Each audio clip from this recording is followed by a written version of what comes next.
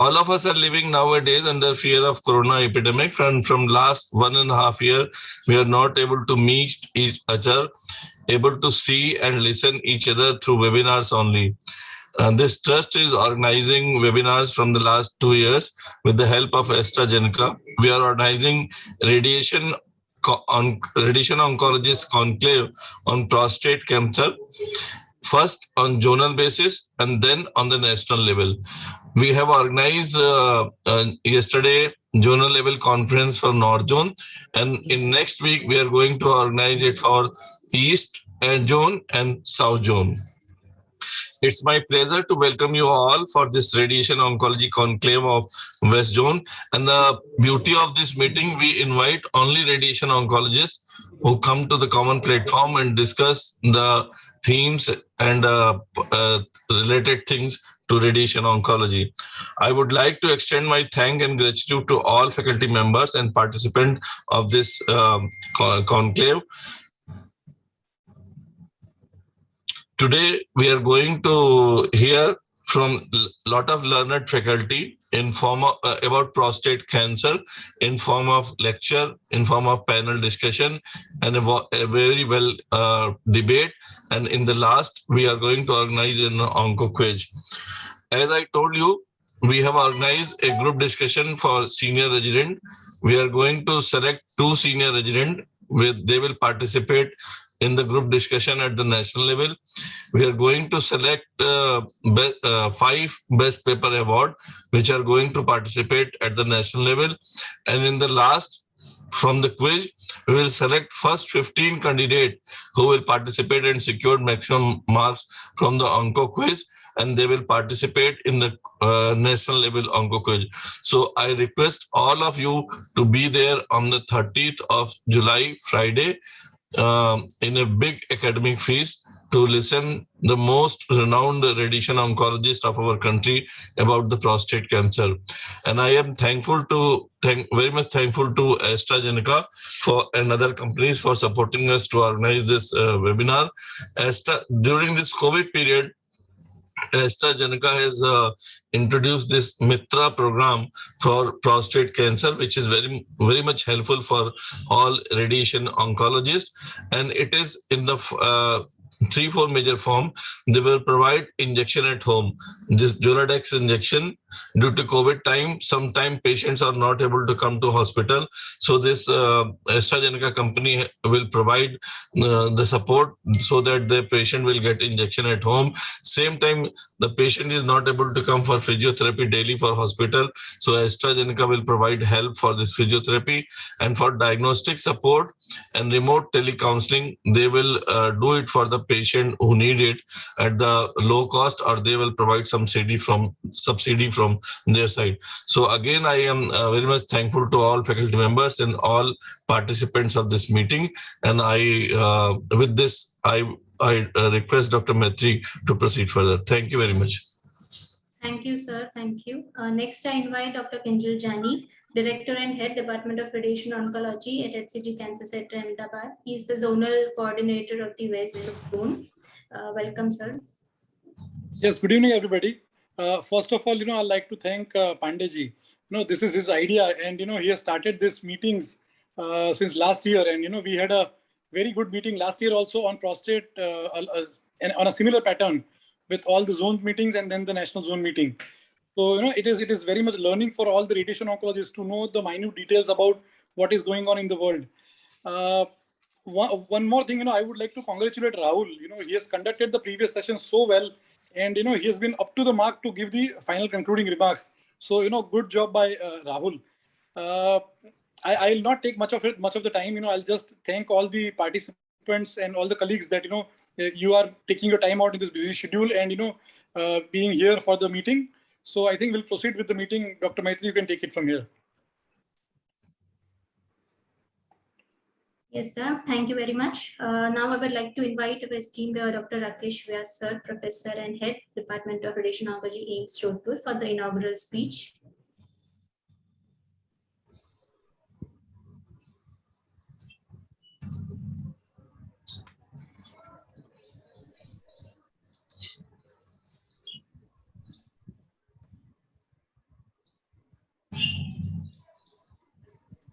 Dr. Vyas, please start.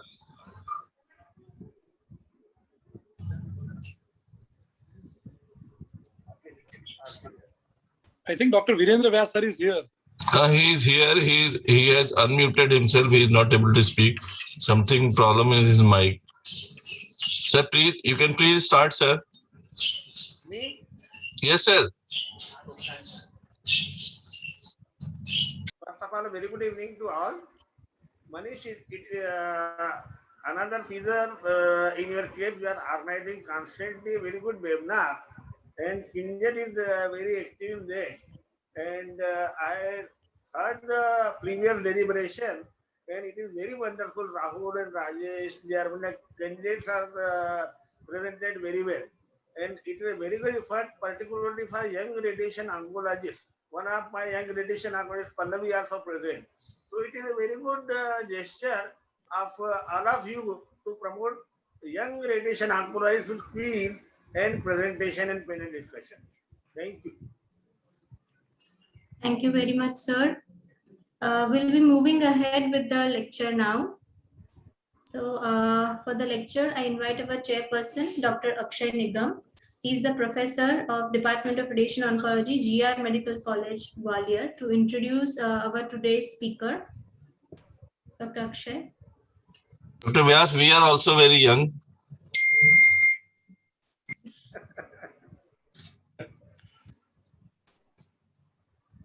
Yes, Manish, no one is disputing your age. Thank you, We sir. all Thank are you. all are young. Okay, I think Dr. Akshay has not joined. You can call Dr. DP Singh. So I think there are too many Manishes in this forum right now. I am here, Including Dr. me. DP Singh. Yes, I can. Can we start, sir, Manish? Yes, sir. Yes, sir. Please, sir. Thank you very much for giving me the opportunity, Manish and your team. Very good, informative program. So, the first lecture is, can you introduce the speaker? I don't have that Dr. Mehta, you introduced speaker. Dr. Vivekanand. Yes, sir. Actually, I welcome Dr. Vivekanand. He's the consultant, Department of Radiation Oncology, PD Hinduja Hospital and Medical Research Center, Mumbai. welcome, doctor. Please start your. Yeah. Thank you, Dr. DP Singh and Dr. Manish. Thank you for inviting me to give this talk, and I thank all the organizers. I'll be talking on the topic known as high risk prostate cancer, standard of care. Talking on recent advances. Can you see my screen? No, sir, not yet. Vivek, we can see you. Okay. Yeah, Manish, 1 second. Yeah.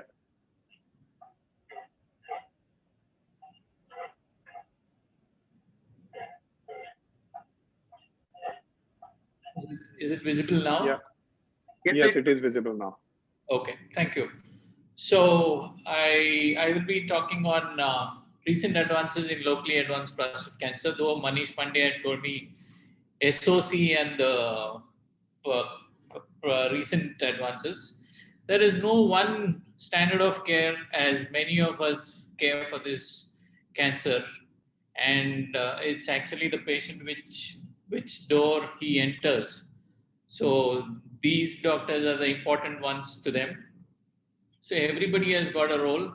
Let's see who fares how and how are we doing right now. So prostate cancer is comprised of multiple diseases, like it has got localized, non-metastatic, castrate-resistant, hormone-sensitive prostate cancer, metastatic with castration-resistant. But we'll only talk about localized,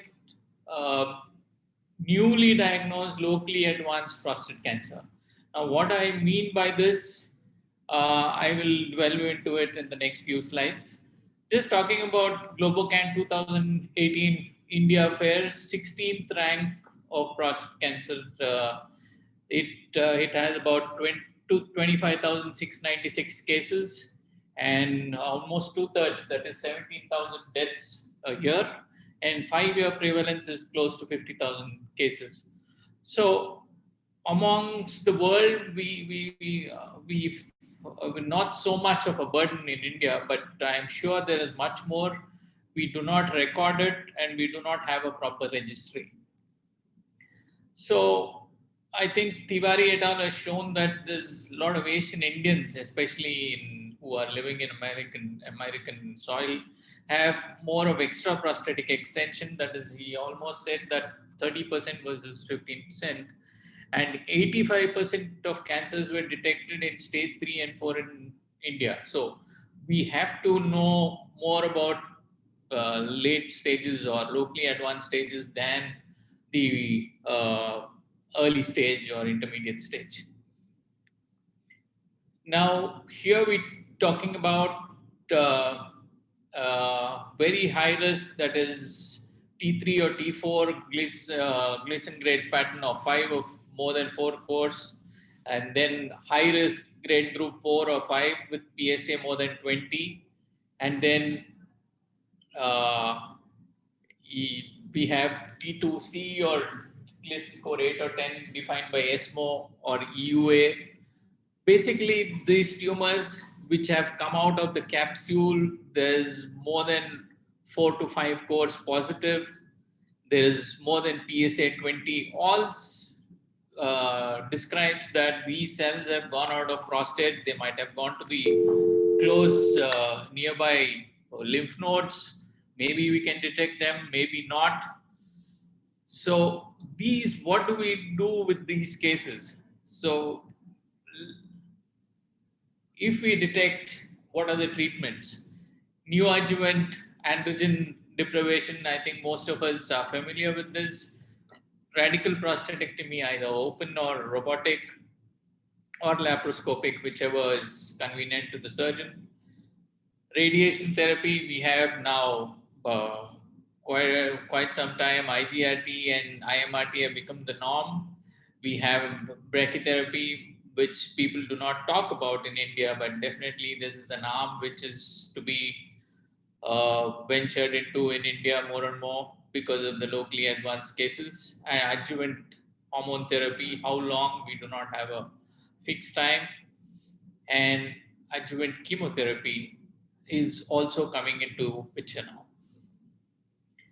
Now here, we all know a neoadjuvant androgen deprivation therapy. Not all the surgeons use. Some of them use with some inhibition, some of them use with conviction, but it's not proven that they have not proven in overall survival is beneficial. There's only a small benefit if you see in the here plots, which shows that some favoring treatment of 3 to 6 months of androgen deprivation therapy. In the recent past, about 5-6 years, we have used abiraterone and leuprolide for 3 to 6 months, and which shows a margin positivity rate of 10% if you use abiraterone plus leuprolide versus 19% if you don't use. There are some studies which showed that if you use dutasteride with goserelin versus the bicalutamide, dutasteride, ketoconazole and goserelin, there was a benefit of almost 10% versus, and enzalutamide, abiraterone, leuprolide also showed some benefit, 18% versus 12%. But still, it is not standard of care. It is still has to be done on a large scale and by multiple institutes. So we do not have a level 1 evidence. The studies are going on. I think in the coming years, we should have some answers. Like if we use some, like other cancers, if we use some neoadjuvant anti-androgens, we should be able to get better survival. So during RT, we have definite results.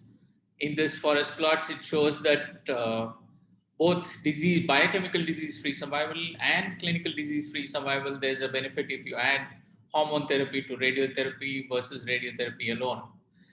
Now, most of us are familiar. We use 3 months of prior to radiation therapy, but these are all not fixed. We say that there is a 30% reduction. There's more, there is sometimes when we use an antagonist, there is a reduction in the retention with overflow, the volume reduces, but exactly whether the tumor shrinks circumferentially, whether the tumor within the prostate is what is happening to the tumor, we do not have all these data. So we can say with conviction that it is definitely biochemical free survival and clinical free survival, disease free survival has helped, but still a lot of questions have to be answered. Now, coming to radical prostatectomy, there is no randomized control trial where it says that RARP or laparoscopic prostatectomies is better than open, or laparoscopic is better than RARP. So I think there is all retrospective data which shows that there is some amount of in the profile of the side effects if you do one therapy, that is radical robotic prostatectomy or laparoscopic prostatectomy. In this, what has happened is the post-surgical side effects. It's not when they designed the robo, these things were not included, but post-treatment or post-surgery, the side effect profile, the admission profile, in the hospital, the side effects like dribbling, incontinence, urgency, frequency, all these have improved and the patient go home within 3 to 5 days. So all these have come as a post-surgical action, not actually, which has not shown any disease survival benefit. Now, the long term, about 1,200 patients were studied by the Vattikuti Institute by Abdullah and Tall, where I think a lot of Indians are there, like Mani Menon and Dr. Quite a few Indians, which showed that if you consider a locally advanced prostate cancer and do robotic prostatectomy, in about 10 years, only 26.2% are surviving. Now, if you consider this, it's a very poor survival. So if we find all these cases take up for surgery, I don't think so. If you tell the patient that there's only 26.2 survival, anybody will come forward for this surgery. Now, what happens when we debulk the prostate or the tumor? There is definite reduction of hematuria or obstruction, and there may be accurate staging, but these are very few patients. So we'll have to explain to the patient who are the best candidates for these kind of surgeries, and these are not very cost effective in our country. So since there is no solid evidence regarding pelvic node, lymph node dissection, even this, most of them claim that extended pelvic lymph node dissections are quite useful and they help in reduction of recurrence, but it's not proven over long-term studies. Now, radical radiation therapy, as I said, intensity modulated radiation and image guided radiotherapies are the norm. Now, what has happened in this is that we always feel that we are treating the prostate alone, but we cannot avoid urethra, which is a quite sensitive structure, which is lined by mucosa, which is as lined in the mucosa of the oral cavity or so. So to avoid this, what do? We are trying to increase the biologically effective dose, but still we are not up there to get good survival, which is good enough. Though we have moved from conventional 66 gray to 70, we have moved to 74. We are saying 72 gray and now talking about 81 gray, and we have reduced, as the Dutch trial says, in these patients, 19 fractions of 3.4 gray were delivered, and it was equivalent to conventional fractionation.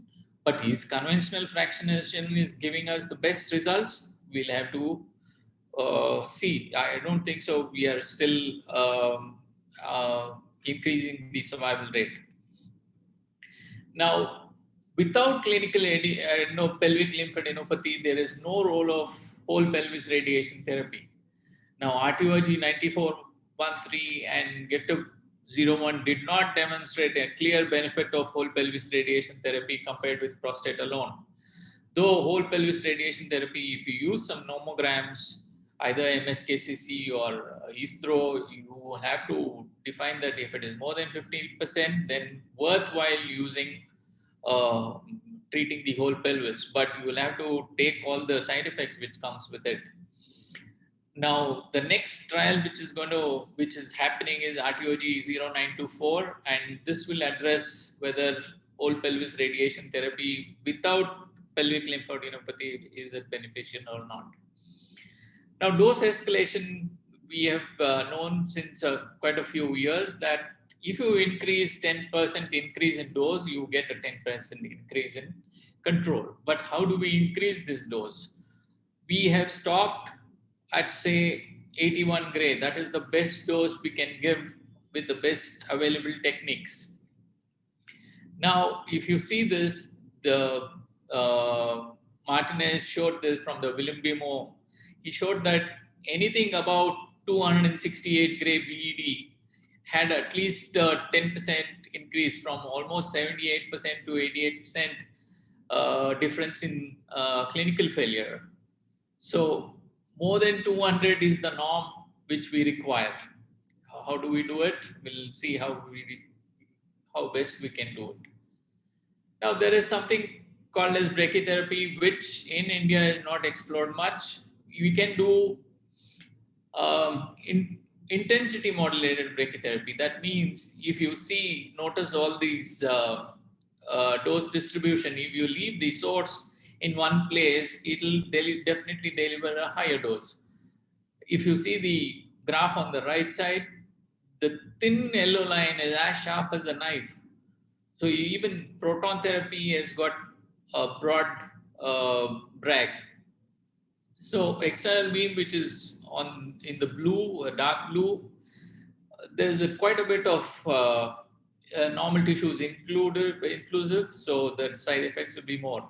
If you see the dose distribution on the ultrasound image, the urethra is quite spared, and if you want to increase the dose to, like, suppose any peripheral zone, you can increase by brachytherapy by at least 120% or so. So this is the high dose rate brachytherapy using ultrasound planning system at my institute, and I generally use a very high lithotomy position. And this is the immediate post-implant removal of the needles. There's hardly any scar. The next day, you won't even know where the needles were put. And this is the seat where you'll have to take care of the periprostatic, at least the 5 mm beyond prostate, you will have to take care of the disease. That's where the recurrences happen. Dr. Vivek, please try to summarize. Yeah. So this is high-risk results of, okay. So this is from the 3 major studies which showed that phase 3 clinical study trials, EBRT versus EBRT plus brachytherapy, which showed that all of the 3 have got a better survival, biochemical recurrence-free survival, not overall survival, than compared to radiation alone. Time to relapse at 12 years, this January 2021, Peter Hoskins released this. There is a 12-year, 137 months time to relapse versus 82 months in the external beam alone. So this is again SNDRT, which showed that if you use seeds along as a boost to the external beam therapy, you get a 20% difference, 62% versus 83%. Again, this was done by Yu Kishan et al. From the UCLA, where it showed Gleason score 9 to 10 prostate cancer patients. had a better recurrence-free survival, distance metastasis-free survival, and overall survival. Though at 10 years it is coming close together, but when you use brachytherapy boost to all these high-risk cancers, you get a better survival. Now, stereotactic body radiotherapy has come a long way. It says that two Canadian phase 2 trials, which have included pelvic lymph nodes also, which gives 5 gray into 5 fractions, and prostate and seminal vesicle 5 gray, 5 into 8 gray, or 5 into 7.45, which Indian study from Tata Memorial Hospital, which shows that significant side effects, though Tata Memorial study didn't show that, but the other two, Saturn and FASTER studies showed that significant, almost 40-50% acute reactions of GU and GI grade 2 toxicity. Without pelvic lymph nodes, also studies like FART-8 and the Kotecha-Zanowski study showed that acute GI toxicity is almost 80-90%. So these are not yet proven in clinical trials that it is beneficial, but at 2 to 3 years, there is almost 85 to, it's similar to any other trial, any other standard treatment as of now. Now, adjuvant therapy, post-prostatectomy, there is no definite radiation therapy benefit if you use early salvage than when the PSA is increasing. So we'll have to wait. If the PSA is increasing beyond 0.2, then we can consider radiation therapy. The artistic collaboration is going on. There is no significant improvement in biochemical event-free survival for patients receiving adjuvant radiotherapy compared with early salvage radiotherapy. So both the RAVES trial and RADICALS trial have shown no benefit in immediate radical therapy.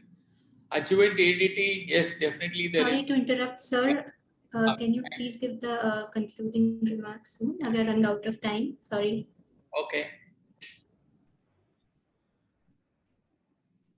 So I would just conclude biomarkers to guide therapy. NCCN 2020 guidelines advocated consideration of Decipher and Prolaris tumor-based molecular assays in men with high-risk disease with life expectancy of at least 10 years, which showed that if Decipher is detected, it's a 22 gene genomic study.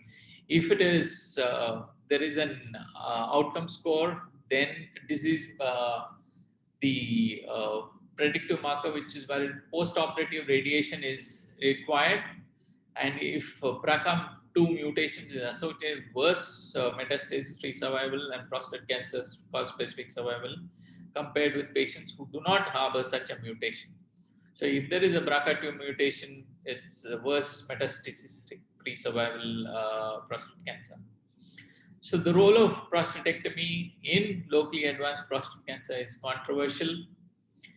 The RP can improve outcomes for patients with locally advanced, but it's still strongly debatable. ADT in combination with primary therapy can significantly increase the recurrence-free survival. Neoadjuvant chemotherapy with RP is not proven, but definitely with radiation. And external beam radiation therapy with moderate hypofractionation is time-tested and results are equal to conventional fractionation. Adding brachytherapy boost to external beam therapy can deliver high doses to tumor with increased toxicity to urethra, but with less GI side effects. Extreme hypofractionation is only to be tried within the purview of a clinical trial. Thank you. Thank you very much. Yes, thank you very much, sir. That was a very informative talk.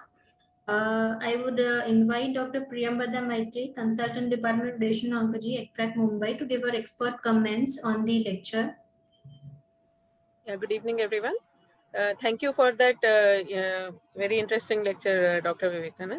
I would just like to add that in addition to our retrospective data, we have a randomized trial regarding the role of pelvic radiotherapy in high-risk CA prostate, which is clinically node negative, but with a higher risk of nodal involvement. So that is POPRT. And I would strongly recommend addition of whole pelvic radiation to all the high-risk prostate cancer patients who have been treated with radical radiotherapy. Thank you so much, ma'am, for the inputs. I next invite respected Dr. D.P. Singh, Senior Professor and Head Department of Radiation Oncology of Mahatma Gandhi Medical College and Hospital, Jaipur, to give his take-home message from the session. Thank you, Dr. Maitri. I think there is still no established consensus for the treatment guidelines. Is it true or wrong? Both experts. Regarding which aspect of the treatment, sir? Treatment of either you can take the dose escalation, or you can take radical surgery, or you can take the radical radiotherapy. Even in the HRPC, there is different definition. RTOG says something else, American Association says something else, European says something else. Is there any standard guidelines? That is correct. First of all, we have to agree upon a definition of high-risk prostate cancer. And usually in our clinics, we have been using the DMICO staging traditionally, which has been now supplanted by the NCCN risk stratification. And more or less, there is a consensus except on a few technical points. So that's where the EAU and the NCCN guidelines differ. However, as Dr. Vivekanand showed, that ADT, long-term ADT with the radical radiotherapy is one of the most accepted and popular options. Although multimodality option with the radical prostatectomy combined with the adjuvant or early salvage radiation as depending on the post-op CAPRA-S score, and plus minus addition of hormonal therapy has shown to be equivalent in outcomes in several studies. We all know that head-to-head comparison is probably never going to happen for surgery versus radiotherapy in this risk cohort of the patient.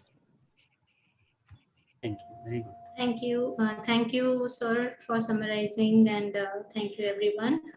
We'll be moving ahead with the next session.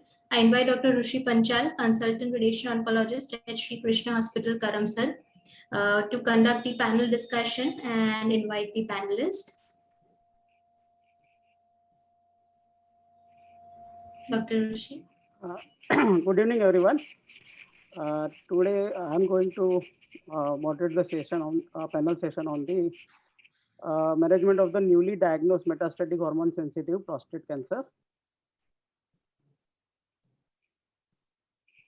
Thank you, organizers, for inviting me to conduct this session.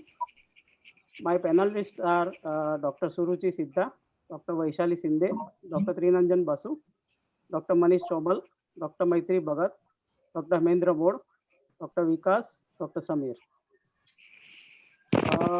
The lifetime probability of developing prostate cancer is 12.1%. Localized disease has 5-year survival of more than 99% and reduced to 30% in metastatic setting. Median survival of the patient with the newly diagnosed HSPC is approximately 42 months with ADT alone. Newly diagnosed metastatic HSPC is recognized as a heterogeneous disease and may have progressed to castration resistant. Your screen. Rushi, you need to share your screen.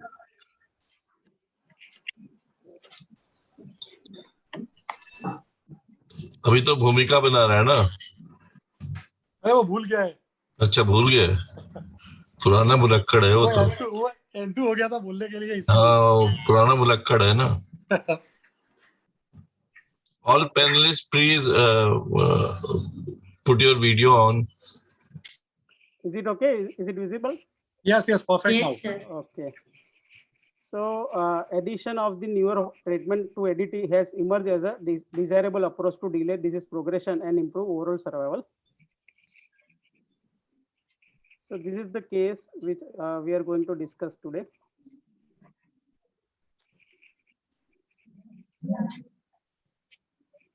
A case of 58-year-old gentleman from middle socio-economic status is known case of the diabetes mellitus, hypertension, and ISD post CABG. Actually, initially present with the LUTs in March 2019, but at that time PSA was normal. Then he developed hematuria in November 2019, and at that time PSA was 12.37. And after 1 month, PSA again taken, and it is almost same in the December 2019. CT IVP was done by urologist, is normal, except there is a enhancing lesion in prostate. Baseline echo performance status was good and very mild prostatic symptom score. Trans-Garrett biopsy confirmed the cancer, adenocarcinoma. Gleason score is 9 out of 10, 5 plus 4. 11 core were positive. Multiparametric MRI prostate was done. It's showing the locally advanced involving the seminal vesicle, involving the anterior wall of rectum, not intraluminally, involving the left levator muscle and abutting the left obturator internal muscle. And nodes were positive, 2 node positive, left obturator node and left extended node. And there is altered marrow lesion is seen in the right inferior pubic ramus, suggestive of metastasis. This is not MRI plates, but this is the planning CT scan images, which is showing the extension into the rectum, levator muscle, seminal vesicle involvement, right inferior pubic rami metastasis, and normal urinary bladder. And in this planning scan, there is no retroperitoneal lymph node seen. The bone scan suggestive of the confirm the right inferior pubic rami metastasis. CT scan thorax was normal. So final diagnosis is hormone sensitive carcinoma of prostate T4 N1 M1B stage 4B. Dr. Samir, any other investigation you would like to done in this case? Good evening, everyone. Thank you, Manish sir. Yes, so Roshi bhai, in this case, as nowadays almost a standard practice that we prefer doing a PSMA scan in all the patients of prostate cancer. So I would definitely advise a PSMA PET scan. Okay. What do you call it? Is it high risk, high volume metastatic disease or low volume metastatic disease? So if I'm not wrong, there's just a single solitary bony lesion. So I would definitely call it a low volume metastatic disease. Okay, right. So as it is only one lesion in bone and no visceral metastasis, it is called as a low volume metastatic disease. Dr. Manish, do you think ADT alone is sufficient treatment option for this patient? Yes, Dr. Rishi, because as we have seen in the previous slide that this qualifies into low volume disease or low risk disease. So the benefit of adding docetaxel was primarily on basis of chartered, where they found that high volume disease are the patients who are actually going to get benefited. So it doesn't goes into that. Also at the same time, if we see addition of abiraterone, so as per latitude, there has to be some high risk feature which are either visceral met or Gleason more than 8, which is here in this case. And the last one is more than 3 bone mets. But since 2 factors are required, so this patient again is not qualifying into this risk group. So probably I'll go with only ADT in this particular case. Then would you like to give continuous or intermittent? Patient is not orchidectomized. Then no, I would like to give continuous, and I would like to reevaluate this patient maybe after 3 months or 6 months, because since it's low volume disease, only oligomets, probably if the primary disease responds well, then I might consider in future for some kind of local radical intent treatment for this patient. Okay, Dr. Manish. So you are right. If there is planning to go for the ADT, then continuous one is better than intermittent, as the trial does not show non-inferiority. The only because this patient is very fit because ECOG 0 and 58 years old, then it is better to go for continuous ADT in this case. But there are some side effects for which the ADT is having. One is sexual dysfunction, bony health, low blood hemoglobin, psychological disturbance, and cardiovascular. For that, there is recently FDA approval has been given to the LHRH antagonist, oral relugolix, which is showing the very good sustained suppression of the testosterone, far better than leuprolide, with 54% lower risk of major adverse cardiovascular event. But there is no data where it is not given in any trial in combination with this your androgen receptor inhibitor or abiraterone. So currently it is not standard of the care. So, but if only the ADT is given, just like said by Dr. Manish, then this is one of the options. So what is the treatment you suggest for this patient and why? Dr. Vaishali, can you tell me what is it ADT plus bicalito alone can be given in this case?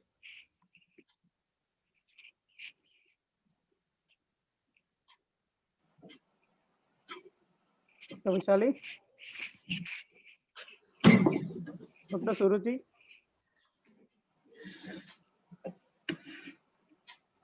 Dr. Suruchi? Suruchi, you need to unmute.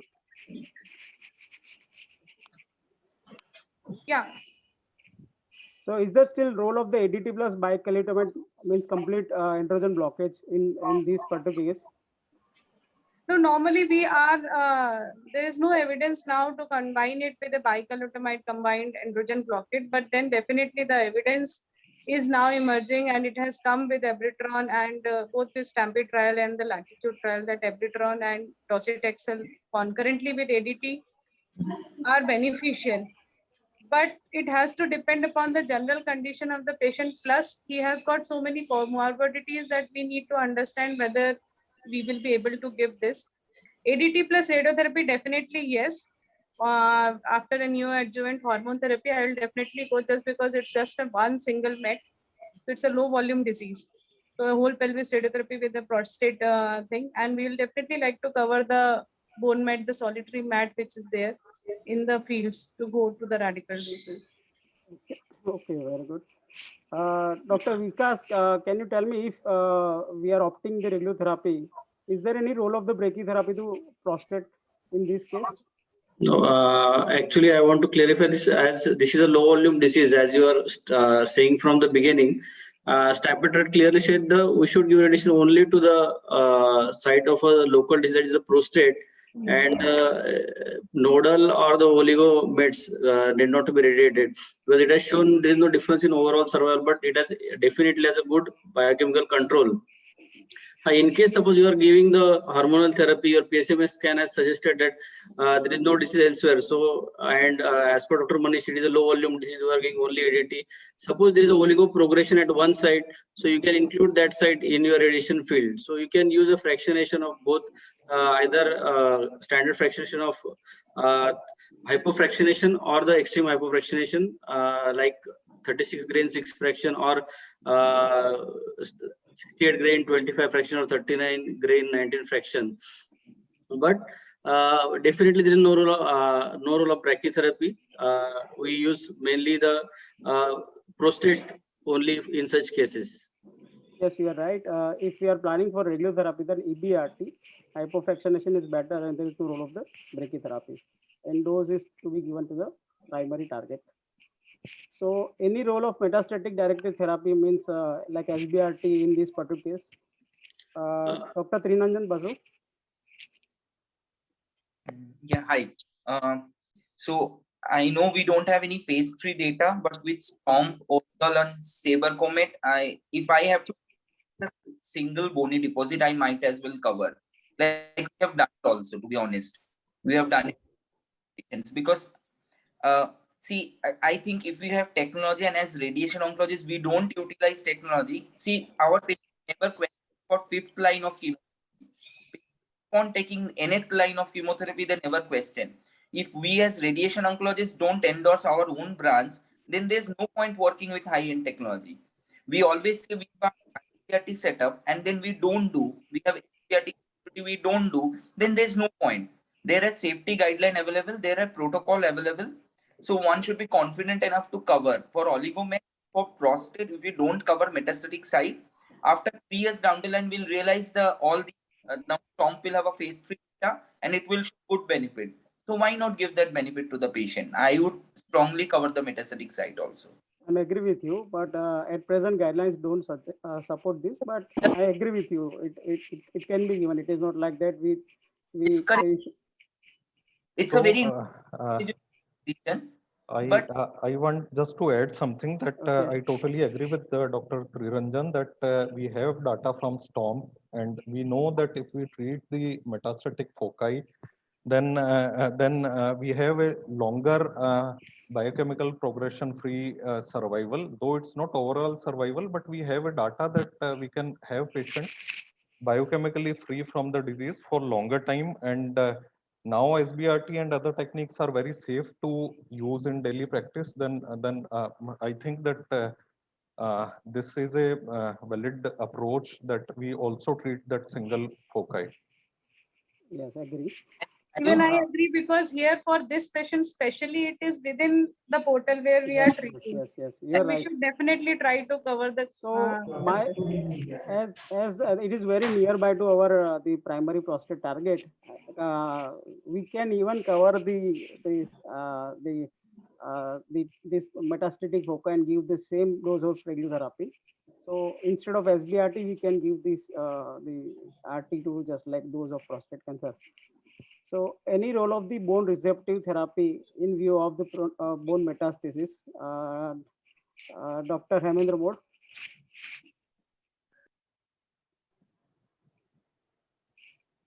Or Dr. Maitri Bhagat.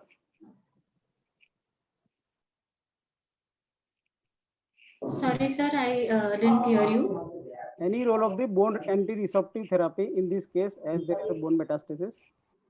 Yes, sir. Even if I think even if it is a low volume metastatic disease, we should definitely consider zoledronic acid and such anti-resorptive therapies for this patient. It will help him, I think, for the bone metastasis, even if it is very Okay. Actually, the role in this case, if it is the same case with the weight-bearing bone, then I think I should consider. But having said it is asymptomatic and not in the weight-bearing bone, we can avoid it. So these are the trials which shows the advantage of the adding docetaxel or abiraterone or apalutamide with ADT in metastatic hormone-sensitive prostate cancer. Majority inclusion criteria was hormone-sensitive prostate cancer. So for the chemotherapy, adding chemotherapy like docetaxel with ADT, there are many trials. Stampede, GETAC, Charted. In subgroup analysis from the GETAC and Charted, the beneficial effect of the addition of the docetaxel to the ADT is most evident in men with the de novo metastatic high volume disease. A systemic review and meta-analysis is showing the absolute improvement in 4-year survival of 9%, and reduction in the absolute failure-free survival is 16%, but with some hematological toxicity mainly. The second is the addition of the abiraterone with ADT. These both trials, Stampede and Latitude, is showing the overall survival benefit. While only high-risk patients were included in Latitude trial, Stampede shows the same benefit whatever the risk of volume stratification. No difference in the treatment-related deaths, but there are more chances of the treatment discontinuation because of the side effect of abiraterone. Even in the meta-analysis of these two trials, the addition of the abiraterone was showing benefit, and there is a 163 fewer deaths per 1,000 men with hormone-sensitive prostate cancer at 5 years. But there is increased risk of the grade 3-4 adverse event and as compared to the ADT alone. When adding the newer ARIs, newer anti-androgen ARI, enzalutamide or apalutamide. This addition of this improves the clinical outcome with no convincing evidence difference between subgroup like high volume disease or low volume disease. So recently published meta-analysis involving the 7 randomized trial published in JAMA Oncology recently in May 2021. The largest overall survival benefit was observed with the abiraterone and apalutamide. Enzalutamide was associated with the largest radiographic progression-free survival benefit. Docetaxel was associated with the highest risk of serious adverse event. So for radiotherapy to prostate in this metastatic setting, for a trial don't show any significant benefit in overall survival.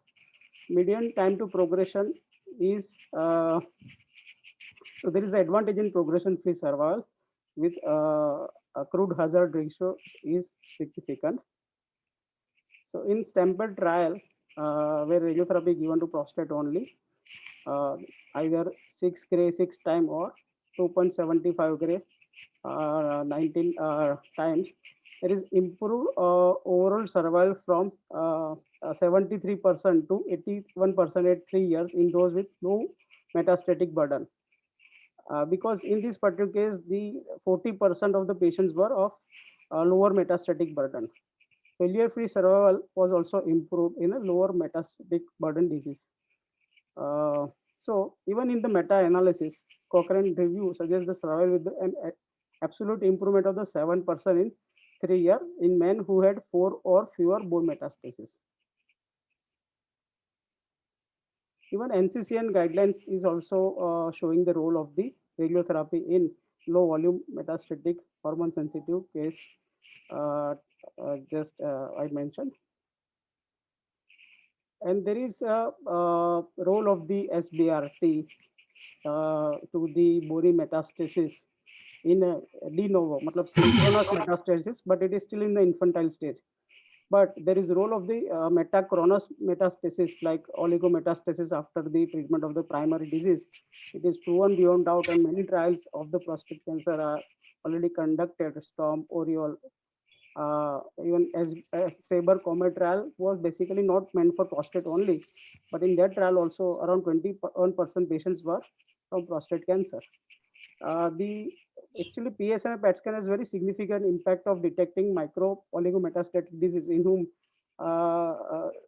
which were actually initially not picked up. So PSMA's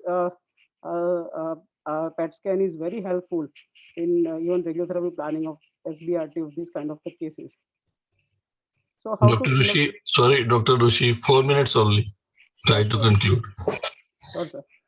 So how to select the best treatment option is based on the several factors, including volume of the disease, comorbidities, insurance status or co-pay, and potential toxicity.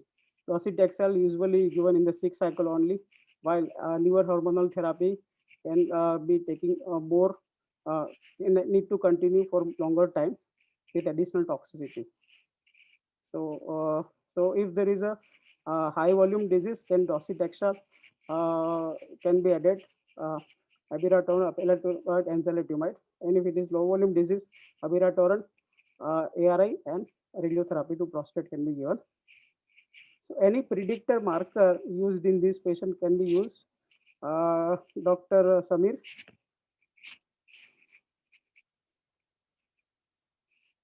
Dr. Manish, can you tell any predictive marker can be used in this patient? So there are few prognostic or predicted markers are there. I'm not sure how much in practically they are actually useful. So BRCA is one of them. Then RB1 gene is also being studied in some of the series, but practically I don't know. I don't use any of these in my practice. Dr. Triranjan, any idea? I agree with Dr. Manish. I just only know BRCA is done because if they have to give apalutamide, then they that I've seen from our Medonc and other friends doing it. But yeah, practically no. I don't think baseline we have hope. I think now they are coming up with data for Oncotype DX prostate, but even I haven't used the same. And Ki67 is also one of them, which is coming up as a predictive marker for this patient. Okay. Actually, these predictive markers is mainly for the CRPC cases. So at present, the germline and somatic alteration in patient with the metastatic castration sensitive prostate cancer do not influence treatment selection except enrollment in the clinical trial.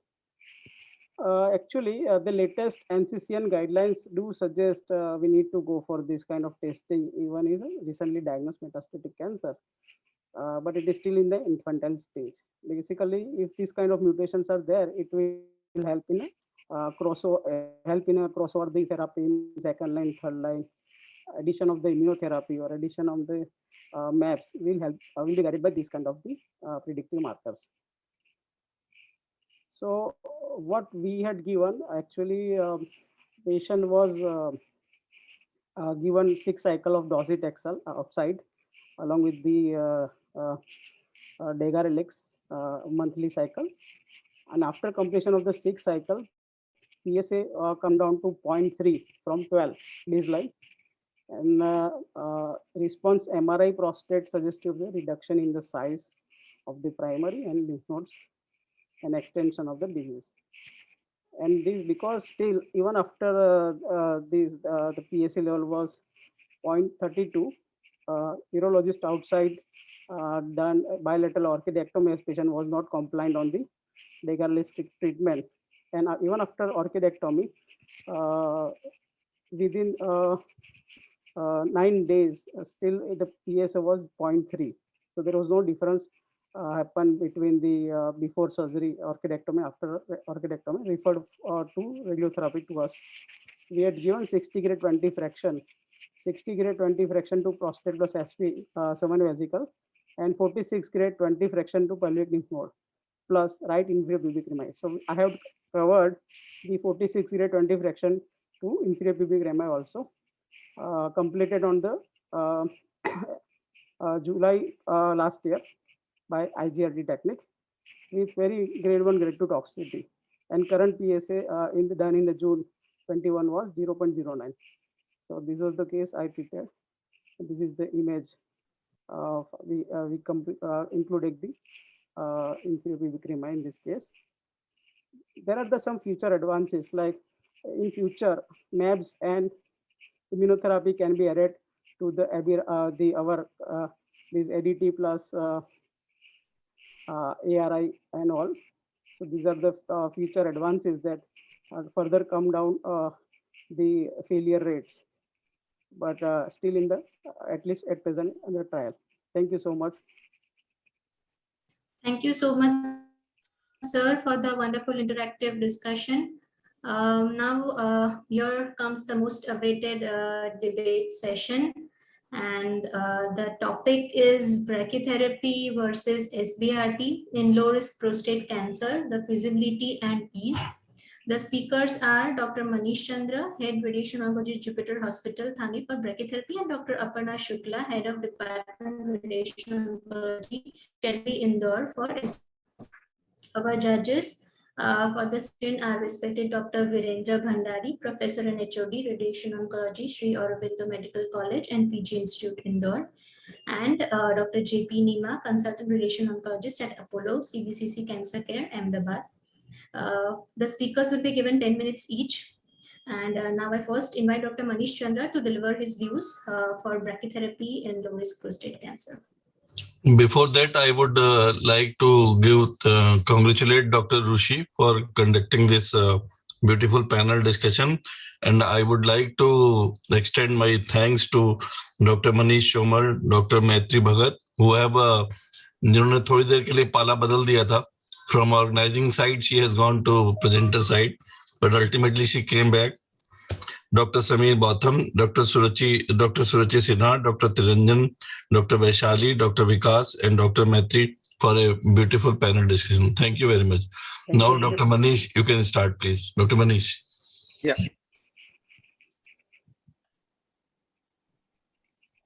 Is my screen visible? Yes.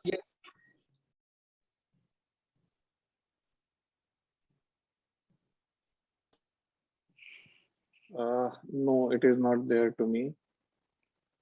So it is visible. Please put it on presenter mode. Visible.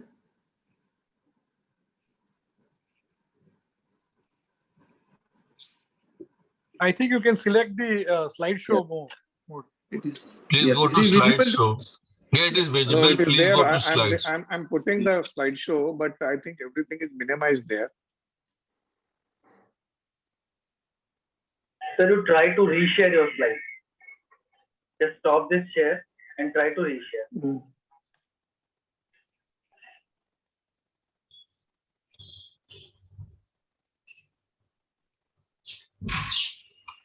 Dr. Manish, please close it Yeah. and start it again.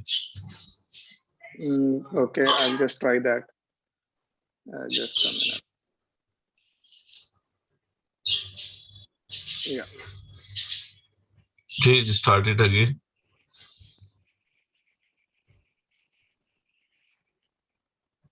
Now go to slideshow. Yeah, it is there. Yes, it is very much here.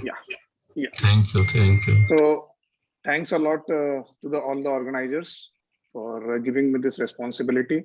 So Aparna is there to defend about SBRT versus brachytherapy in this thing. So let me just start with it. Yeah. So first of all, before starting this thing, let me define very clearly what is low risk prostate cancer. So we are just talking about T1, T2A. Gleason score is 6 or less and PSA is less than 10. So this is a very good prognostic group. And if we just try to decide what is the line of treatment for these group of patients, so for localized prostate cancer, the treatment options that we have is watchful waiting, active surveillance, radiotherapy, EBRT or brachytherapy, and this radical prostatectomy. So in the Annals of Oncology, the published data, we have brachytherapy as one of the treatment approach for this low grade this prostate cancer. So when we go ahead with that, so we have decided that radiotherapy is one form of treatment. So when we decide for any cancer treatment, the first thing is we have to agree on what is our intent for these patients. So our intent in this group of patients is curative. So with this curative intent, if we go ahead, then the next is what is our aim. So our aim is to deliver around 80 gray. There is something somewhere go over 78 or 82. So I'm just taking an average of it around 80 gray equivalent dose to CTV, respecting the tolerance of rectum and bladder with some conformal technique. So this is what our mandate is. Our mandate is to deliver radiation with some conformal technique. Why we need a conformal technique? Because we have to respect the tolerance to bladder and rectum especially because rectum has a very poor overall tolerance. So this is with this mandate, if we go ahead, then we come to it, what are the various forms of conformal radiotherapy technique? Whenever we say conformal radiotherapy technique, then how does it start? The first thing which comes to our mind is brachytherapy. So brachytherapy is one of the most conformal way to deliver radiation therapy. No one can dispute this fact because rest all, whenever we decide about the conformal technique, we actually try to emulate a brachytherapy and try to get the similar results. So the first step towards that was 3D CRT, then IMRT. Brachytherapy obviously was one of the first technique which was used in radiotherapy. And we all know what is the another advantage is the dose escalation. We know about the dose escalation. The moment we increase the dose, so we get a better local control. And what is the best way to increase the dose escalation, escalate the dose? Obviously brachytherapy. So brachytherapy remains the main thing whenever we have to escalate the dose in this. In any case, wherever we are doing it. So the features of brachytherapy, irradiation, we are giving it from inside. So we are affecting only the localized area around the radiation source, and exposure to organ at risk, in this case rectum and bladder, is basic, minimal, and that is very easy.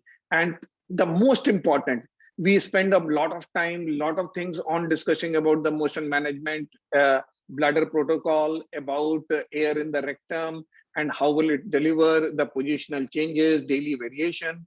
All those things are not there at all, because if there is any change in the movement, the needles are, or the brachytherapy catheters are there in, or the permanent implant is there in prostate. So we don't need to do anything about all these motion movement, and all those things are completely negated here. And tumor can be treated with a very high dose localized radiation, and this is very, very well reproducible in this case, and surrounding the reducing the dose to the surrounding structures. So if we just say about the ease, now you tell me which is easy. Obviously the right one is very easy, but will you accept it? So this is the time where now I miss the practical or the physical presentation. So I can't see people's reaction, but yes, I think we all will agree that the right one is much easier to make. But are we ready to accept right one as the thing just because it is easy, or we will prefer to achieve what is there in the left? I think most of us will agree that we prefer to achieve what is there on the left. Right one is something which is not acceptable to any one of us. Now we come to feasibility. So this is a joke, which is how many consultants does it take to do a prostate brachytherapy? We don't know. We will never pass to get the feasibility study. So if we keep on doing feasibility study, we will never come to know. Why? Because we will never get a head-to-head data. Yes, there is one study going on in Europe, but again, the accrual is so poor that in last 7 years, they have just accrued around 44 patients. And there is no preliminary report also has come. So I don't think we will ever get any head-to-head comparison with a proper and a good number of data to really say whether this is feasible or not. But yes, feasibility of brachytherapy per se is proven long back, number of times. We don't have to prove that brachytherapy is a good technique to deliver radiation. It's been proved number of times, and in number of cases. Like, it's not, because this is not the only place where we can do brachytherapy. We have done brachytherapy in head and neck, we have done in cervix, in breast, all the sites, it has proved its benefit. So the role of brachytherapy is very, very clear. But it is not just my say versus your say. So high dose rate brachytherapy for prostate cancer, they are the various studies we see. So this was the systemic review of HDR brachytherapy as a monotherapy in prostate literature performed through. So there were more than 80 articles and abstracts were published between 1990 and 2013 were identified. Roughly around 13 articles were reported. They reported the clinical outcome, toxicity, follow-up for 1.5 to 8 years. PSA or PSA progression-free survival was 79 to 80%. GU toxicity was 0 to 16%. GI toxicity 0 to 3%. Erectile function preservation was there in 67 to 89%. So what is the conclusion of this thing? High local control and low complication rate. The high quality of dosimetry was available, and it was safe and effective local treatment modality. So this is what we get it. So if we see with any technique, can we reproduce these kind of dosimetry, whether it is with the ultrasound based or CT based? You can very easily say, in this case, we are trying to save prostate also, this urethra also. But just tell me, any one of you, is it possible to save urethra so well whenever we are doing any form of SBRT? So these are the 30 groups that we say gave 13 study which were included. So total dose used were in the range of around 30 to 50 gray, 54 gray. And there were various multiple dose fractionation which were used as per the institution. And the number of patients, if we see, they are roughly around 500 patients. So it's not a less number. But again, this is a single arm study.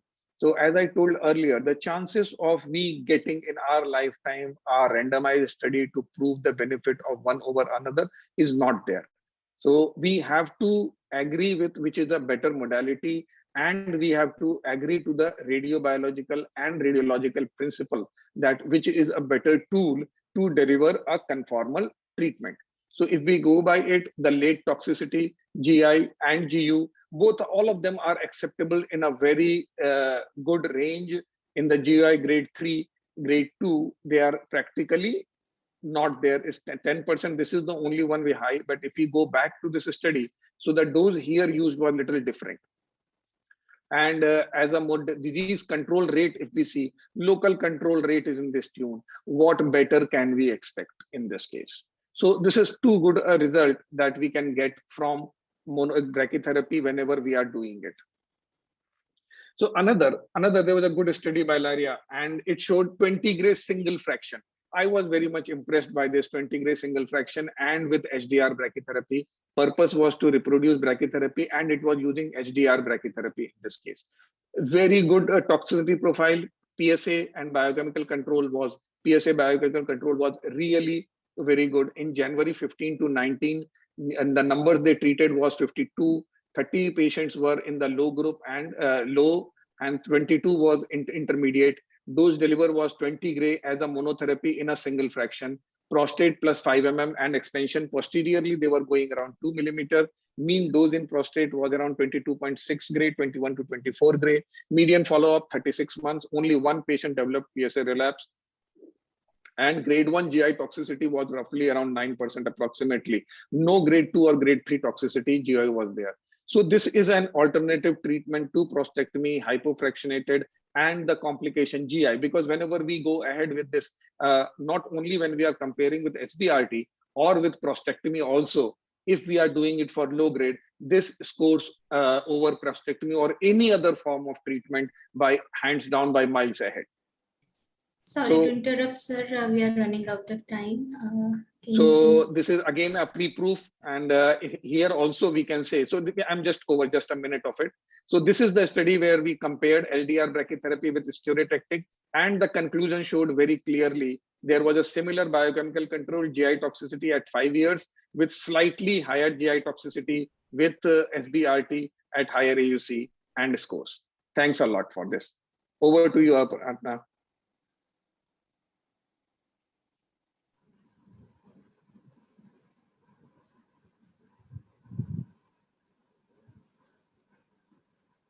Yeah. Yeah, Maitri. So I think, Dr. Aparna, please start. Yeah, I'm sharing the screen.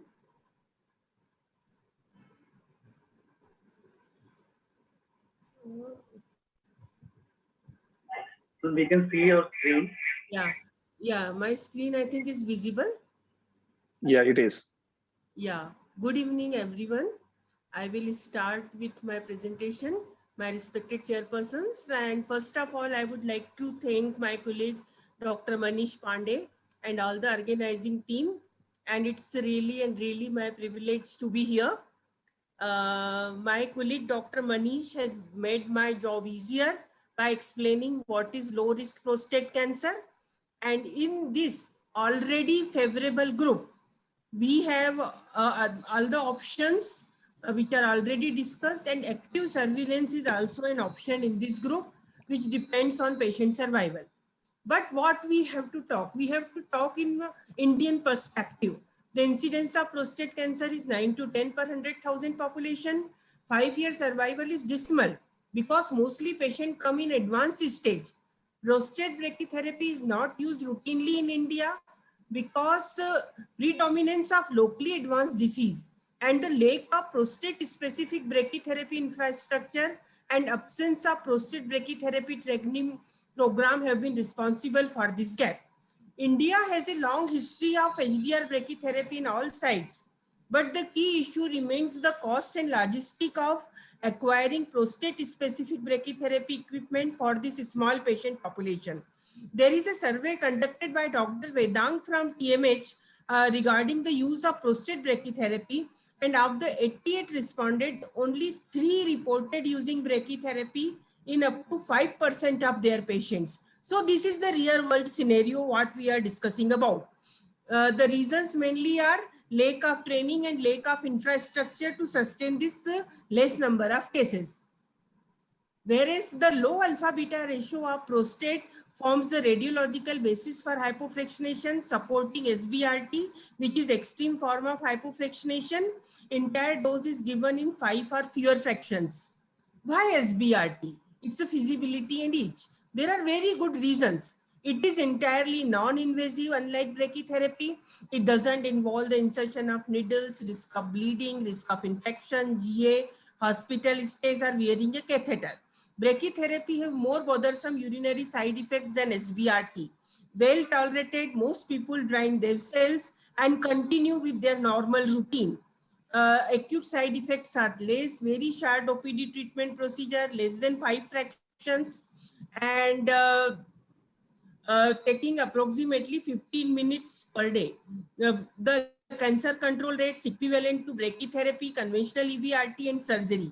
Sparing of OAR is equal to or better than brachytherapy, can be delivered safely and effectively in patients who are not ideal for brachytherapy and who have an elevated risk of anesthesia, patient with high pre-treatment IPSS, post-TURP, and with large prostate gland. There is no direct comparison head-to-head between HDR and SBRT. Therefore, it is more of a logistic, feasibility, and expertise choice than a debate. And proper case selection is the key.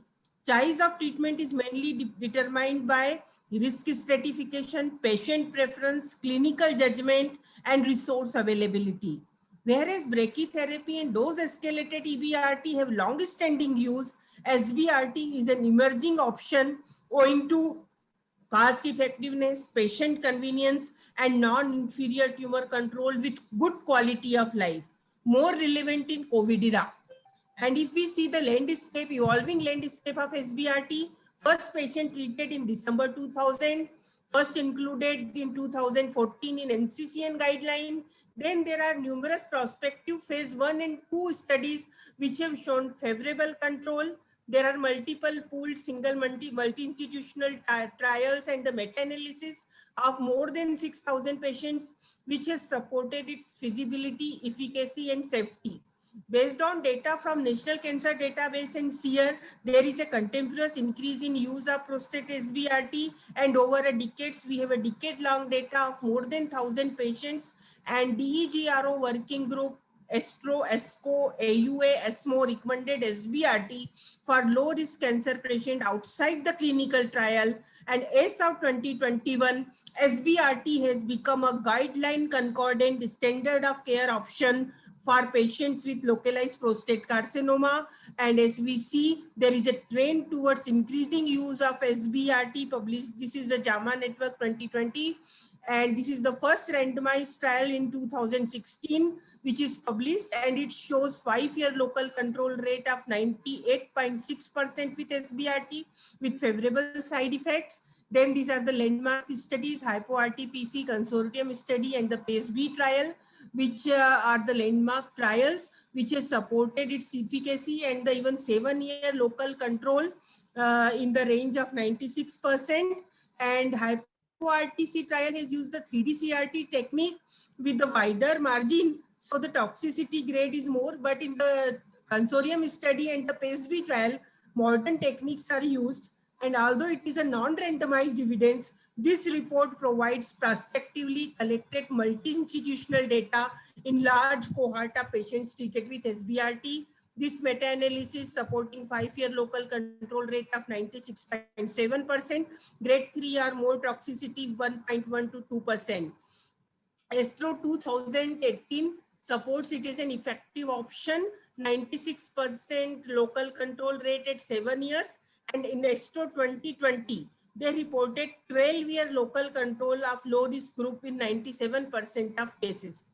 And when we talk about it, it is not only the robotic arm. Even gantry-mounted prostate SBRT appears to be safe and effective in multi-institutional setting. Thus, prostate SBRT is not anchored to any particular treatment platform, making it more feasible.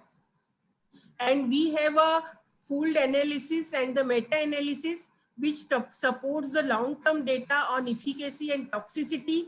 5-year local control range from 95 to 100%. And the grade 3 toxicity in most of the cases, 0.06%, 0%, 2.2%. So it is safe and effective. We have long-term data. And this is a trial, multi-central trial, in which they have compared toxicity between different modality. And if we compare between SBRT and low-dose rate brachytherapy, GU toxicity are more with brachytherapy as compared to SBRT. And with appropriate treatment planning, this can be more minimized. Dosimetric analysis comparing HDR brachytherapy and SBRT. There are 2 studies published in 2014 and brachytherapy 2020.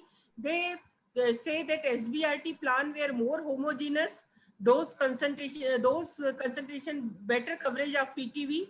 Though rectal sparing is somewhat better with HDR brachytherapy, but SBRT was significantly superior in all dosimetric profiles for bladder and urethra. And this is the article published in Brachytherapy 2020, comparing CyberKnife SBRT and HDR brachytherapy, better sparing of urethra with SBRT. And this is another comparison study of 36 gray in 4 fractions between the SBRT and HDR. And in this study, they mentioned with the HDR brachytherapy, due to hot spots around the catheter, effective uniform dose was less, and there is a cold spots near rectum and bladder. So there is a small but significant decrease in tumor control probability from HDR versus SBRT. And Sorry to interrupt, ma'am. We are running out of time. HDR brachytherapy requires a level of skill that is non-reproducible in many centers with the reasons already mentioned. So in the busy centers, the SBRT is more feasible with the utilization of iodinated space OAR for rectal sparing. Rectal dose can be further minimized. This is a recent publication from January 21.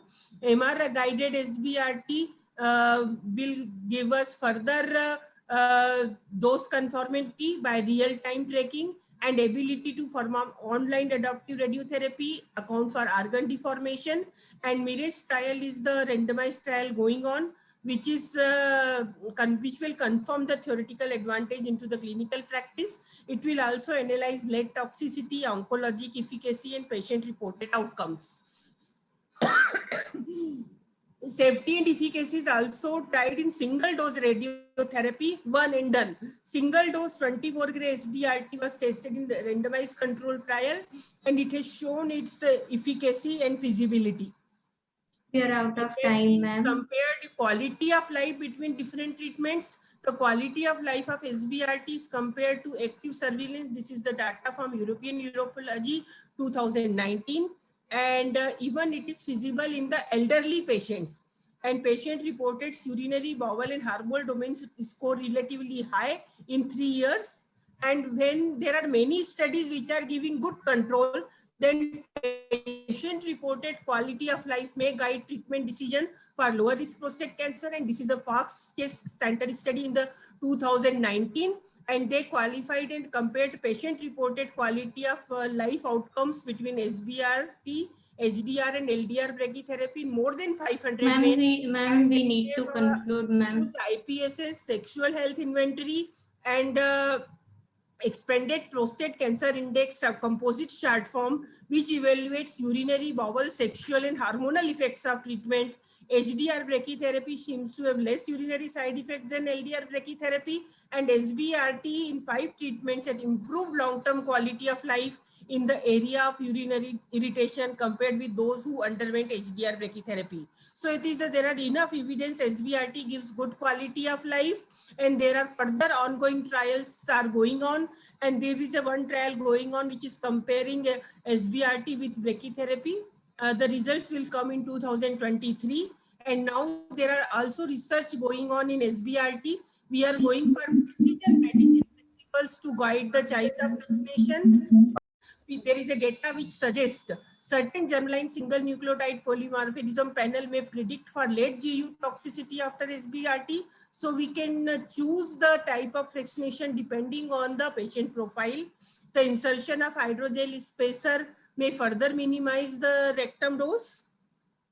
So I can conclude SBRT is a feasible OPD procedure with better compliance. It is non-invasive, safe, effective, cost-effective. There is a most recent data with say severe toxicities are less, affecting less than 1% of patients at 3 years.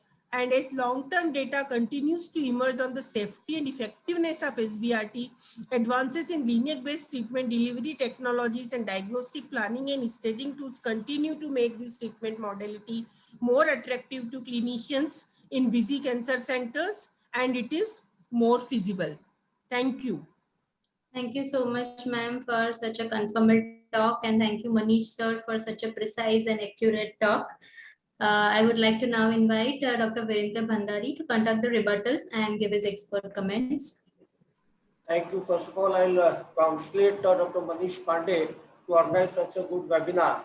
And I'll ask Manish to defend himself and say brachytherapy is better.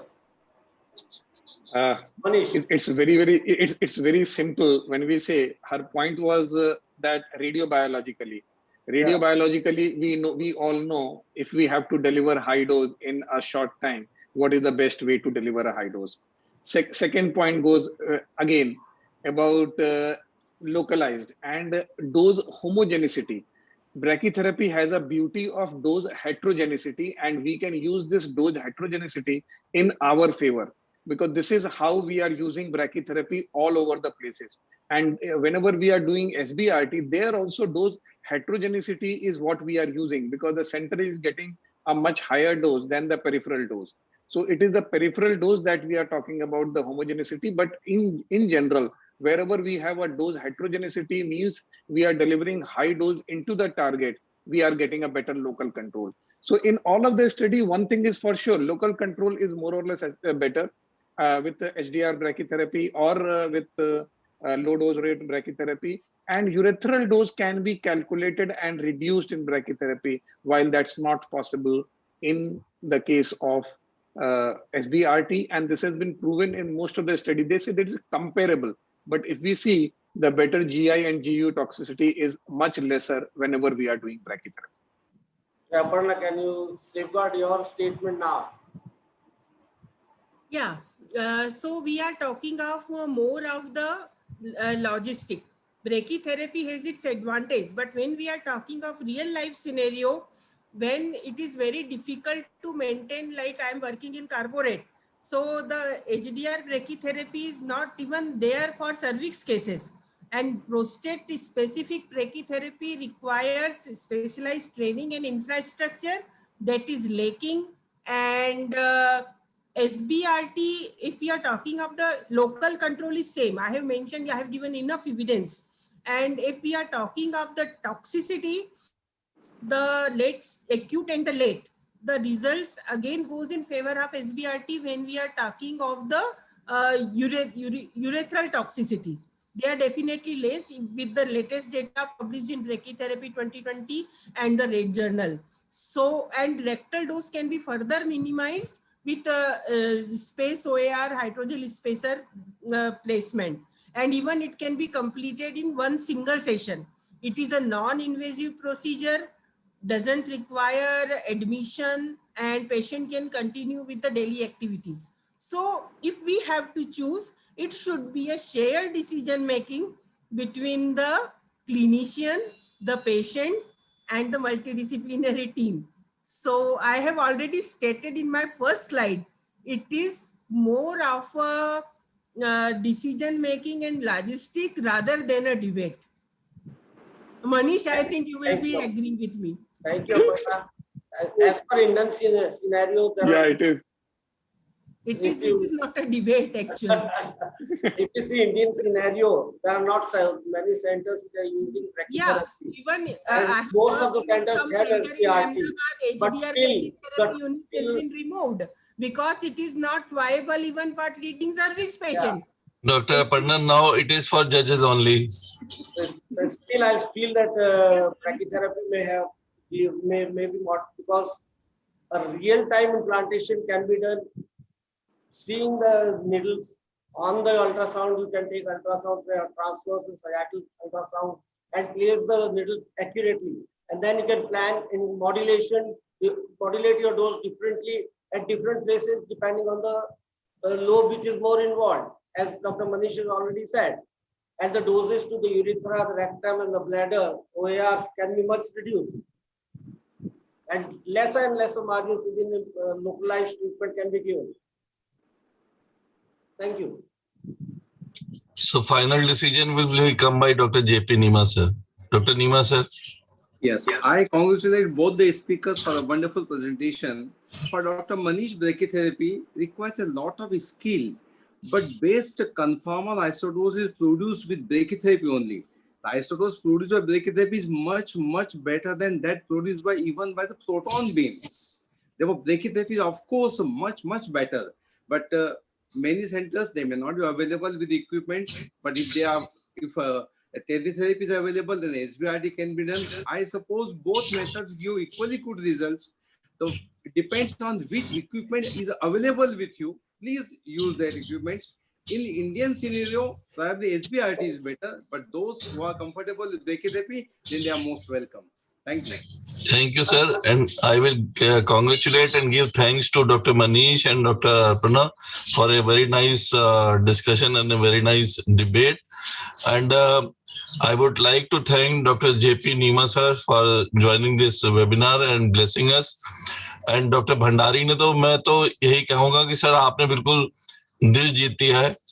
Sir ने जिस तरीके से पहले मैंने sir को कहा कि आपको डिबेट में जज बनना है, उसके बाद फिर सर को बोला कि अपने रेजिडेंट्स को बोल दीजिए सर ज्वाइन करने के लिए. सर ने वो भी किया और आप सब यकीन करो उन्होंने जूनियर रेजिडेंसी का टाइम याद दिला दिया कि किस तरह हमारे प्रोफेसर साहब आगे बैठे रहते थे और हम लोग उनके पीछे चुपचाप बैठे रहते थे. मैं देख रहा हूँ कि सर अपने सेमिनार रूम में सारे रेजिडेंट्स को बैठाए हुए हैं. पहले एक ने पेपर प्रेजेंट किया, फिर सीनियर रेजिडेंट ने उसमें ग्रुप डिस्कशन में पार्टिसिपेट किया और फिर उस कुर्सी पर सर विराजमान हो गए. Thank you and hats off to you sir. Dr. The only thing I miss is the live audience whenever we are debating. Because the fun of debate is in the live audience. ये तो ऐसे ही हो रहा है जैसे football match बिना दर्शकों के होता है. बिना ऑडियंस के देखें. Yes. No audience. चलो बंद कर. Thank you so much, everyone. Thank you. It was indeed a wonderful session. So now we would proceed for the last panel discussion. I would invite Dr. Manish Siddha, consultant radiation oncologist, SRG CBCC Cancer Hospital, Indore, to conduct the panel and invite the panelists. Yeah, good evening, everybody. I'm audible? Yes, sir. Okay. So, my slides are visible also? Yes, sir. Okay, so I'll not waste much of my time. Manish, no, it's okay. Yeah. So you can, yes, sir, full screen. So, I think all the panelists are available. Dr. Chirag Amin, Dr. Maitrik Mehta, Dr. Manish Gupta, Dr. Nilesh Mahle, Dr. Puneet Seth, Dr. Rahul Krishnarthi, Dr. Sumit Goyal, and Dr. Sonali Pingle.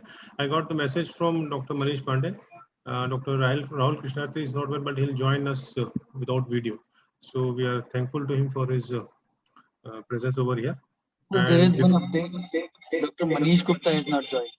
Yeah, Manish Gupta, I received a message from him.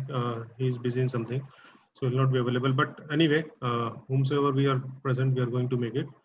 I'm thankful to the organizers, especially to Dr. Manish Pandey and Dr. Kinjal Jani, my dear friend, for giving us the platform to discuss about the subject. And it's a great and heartening to see all the radiation oncologists discussing subject, because as a radiation oncologist, this is only one of the kind of platform that I see where we discuss hardcore radiation oncology and treatment related aspects of it.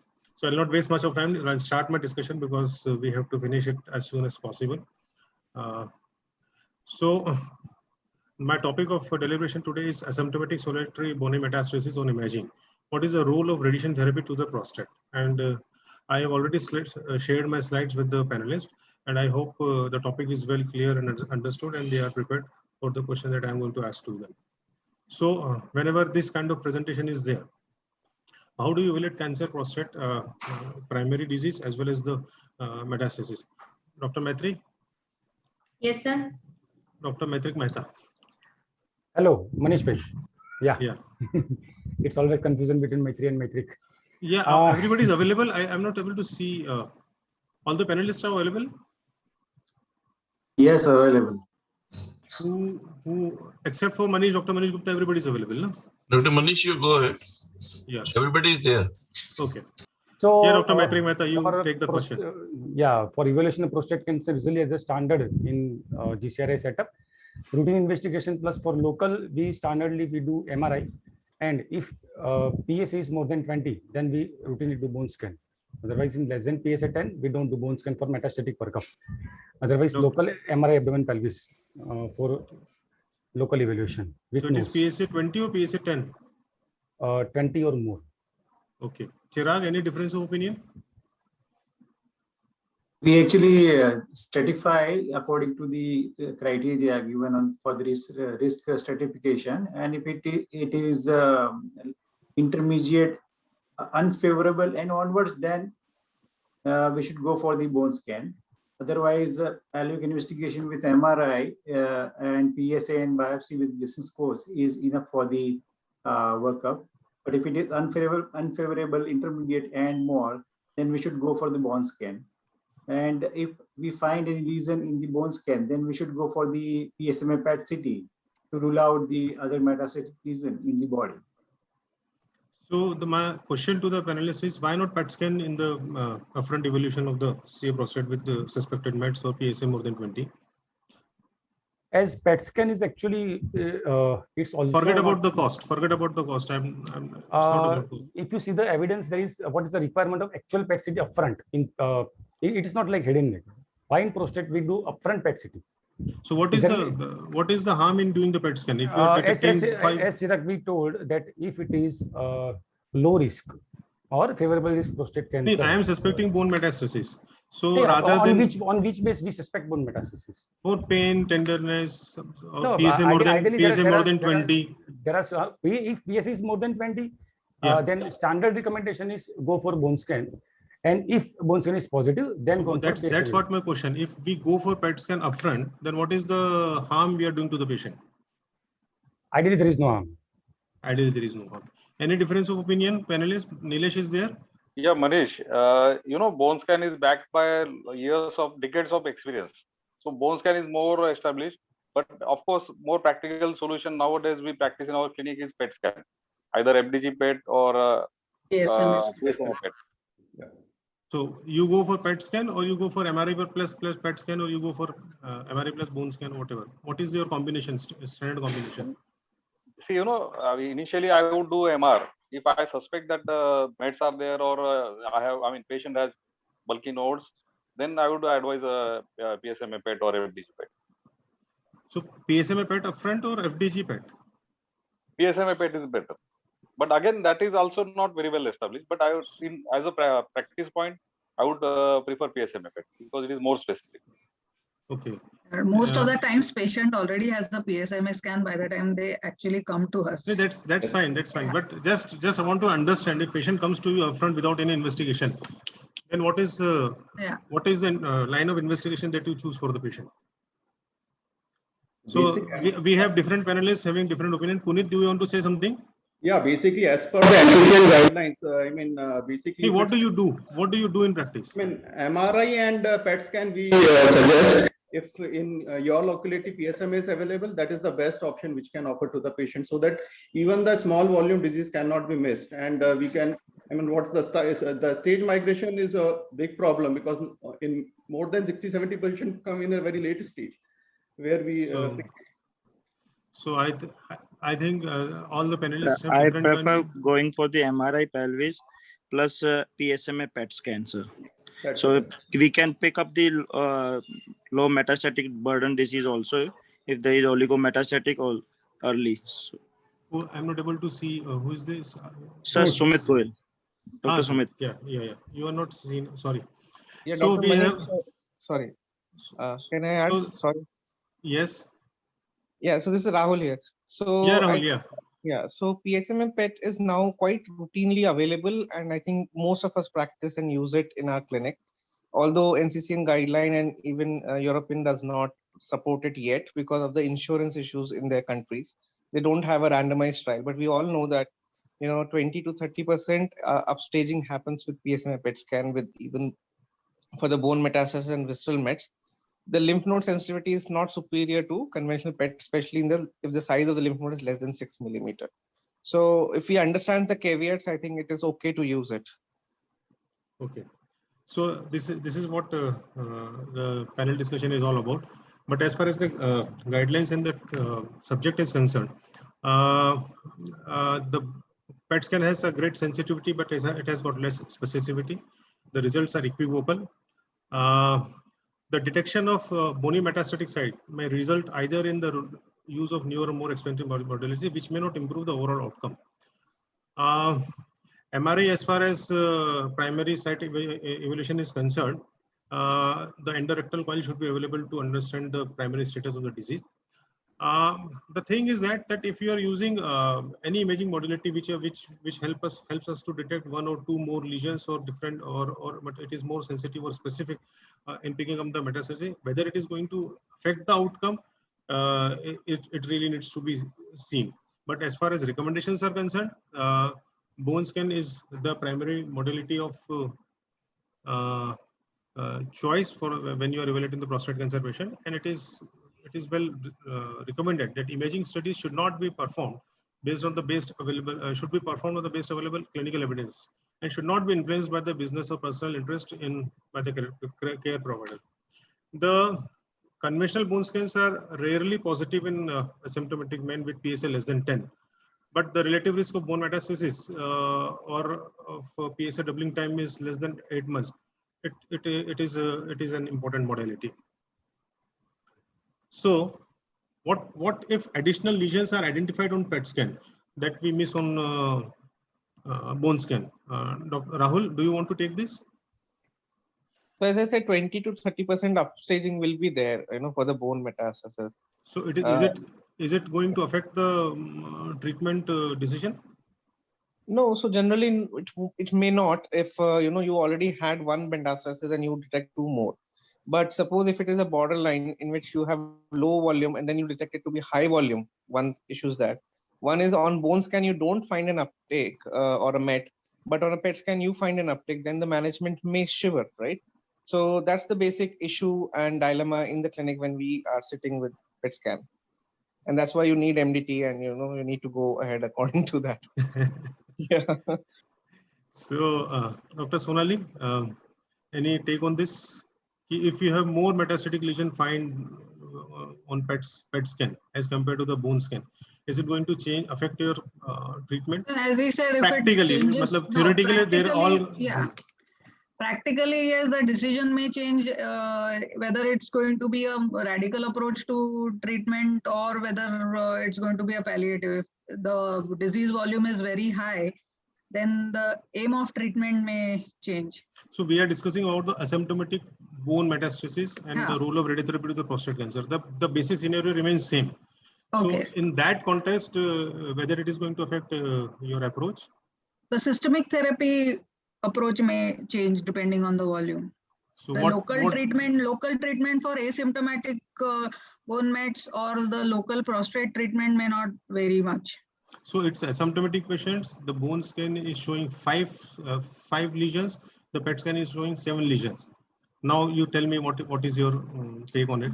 That would change the management. Okay, Puneet.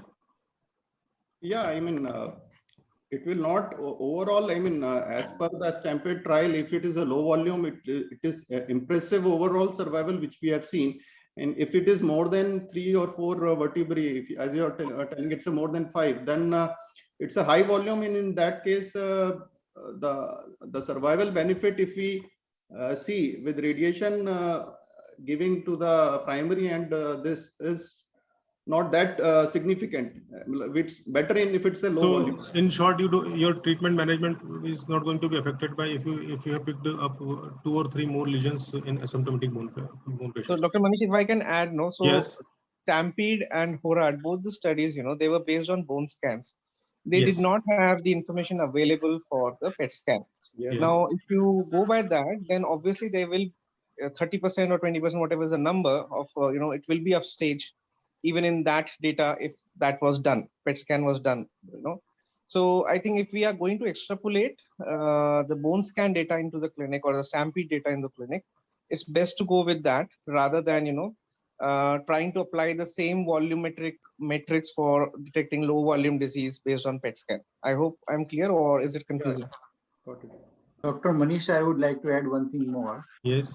As per the Stampede trial and HORAD trial, actually they have taken the definition of low volume and high volume disease according to the latitude and chartered criteria. Okay, and if we consider the chartered criteria, if any bony metastasis or any visible metastasis outside the vertebra or pelvic region, then it will be automatically turn into the high volume disease.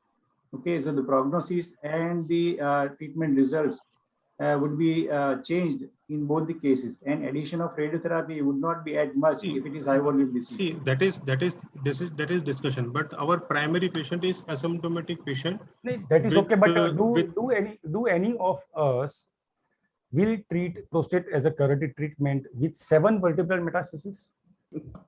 Yes. Asymptomatic. So we are discussing the same thing. We are discussing the same thing. That's See, what we are actually. See, oligometa. I will come to this discussion. What does oligomets means?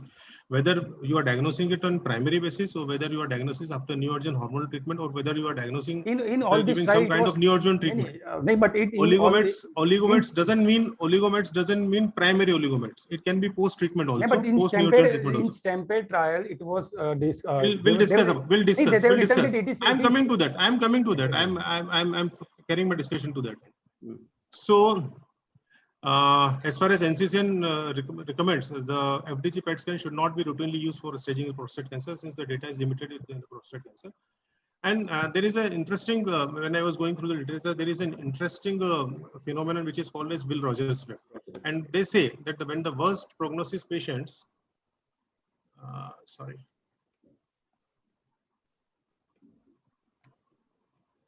when the worst prognostic patient from one risk group move to the higher risk group, the average outcome of both the risk group will improve, even if the treatment has no impact on the on disease.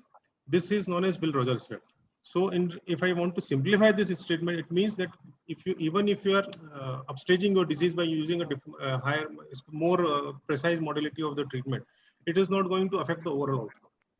So, this was the point that I wanted to discuss, that this is why bone scan and MRI has still pivotal role in primary evaluation of the prostate cancer patients. So now, when we are talking about the metastasis, we have to think about whether it is a solitary or oligomets, whether we are talking about low volume disease or the high volume disease, or whether the patient is symptomatic or asymptomatic. All these 6 scenarios have different permutations and combination. A solitary mets can be a patient can be severely symptomatic. A high volume disease patient can be having can be a asymptomatic patient also. So, what is the effect when you define all these parameters? Dr. Chirag was telling about the definition of oligometastasis according to Chartered trial. Dr. Maitrik, what do you understand by having oligomets in prostate cancer patients? What they've written in the literature, it should be less than 4 vertebral metastasis as oligometastasis, only vertebral. Ideally, it should be less than 4. And they are telling that it can be visceral also? Oligomets actually in clinical practice, if it is visceral metastasis, then we take patient out not for curative treatment. Rahul, any say on this? So there are various definitions in literature, So the older ones is what just now people said. One is low and high volume, or low risk and high risk. Then there is like visceral metastasis out. Bone lymph nodes is better than bone versus visceral. But recently now with the PET, a lot of phase 2 studies are coming up which are using volume as a marker on PSMA PET. So 250 cc or 300 cc is the cutoff of the metastatic disease volume that they are using rather than number of sites or itself. So I think it's just still an evolving concept of what is what right now. So in TMH, how do you practice about evaluating? So we go with the low volume and high volume disease definition only right now. Rest all is still evolving, I suppose. Low volume means less than 4 or 5 metastatic sites limited to the axial scale. Correct. Okay, so the take on as far as the definition is concerned is according to the Chartered trial, as Maitrik was telling. So these are the 2 studies. One is HORIDE trial and one is the STAMPEDE trial, which helps us to understand this patient and to treat patient according to the information that they provided to us. So apart from the basic information that we get from HORIDE trial, it is criticized because this trial failed to show any benefit in the overall survival. From beginning, it was having insufficient power to show difference in overall survival. It was designed to demonstrate 10-month difference in but standard arm had better predicted survival. Initially, it was planned for 500 patients, but then after interim analysis, the patients were limited to the 426. It lacks granularity on comorbidities. In this trial, only half of the patient received systemic therapies, which questions the fitness of the population. The median PSA is 142, which we all understand that it suggests of high tumor burden. So it's not the low volume disease that this trial incorporated. And obviously, because of the lack of selection and stratification for various reasons, this trial was not able to prove what it was supposed to be. In Stampede trial, it was planned for 1250 patients with goal to get 25% improvement in both failure-free survival and overall survival. The median PSA was 98 in this patient, and 20% of the patients received docetaxel. So after median follow-up of 37 months, no improvement was found in overall survival, which confirms the importance of tumor burden. Patient with low tumor burden had 8% improvement in overall survival when it was analyzed. So, and again, in this trial, the radiobiological equivalent doses were below the conventional doses that we treat for radical intention. So all these things were associated with both the trials, because of which few of the endpoints were recommending the treatment that we are going, and for the other factors, we were not able to handle it. So in Charted trial, Sorry less to than 4 interrupt, metastases. sir. Sorry, sir. We need to conclude now. We are running out of time. So shall I stop now? Sir, you can give the concluding remarks. Sorry, sir. No, for next 5 minutes. So it would have been better अगर मैं बोलता रहता. ना अगर आप बोलते रहो, it's nice actually. अभी ना ये थोड़ा important ज़्यादा है.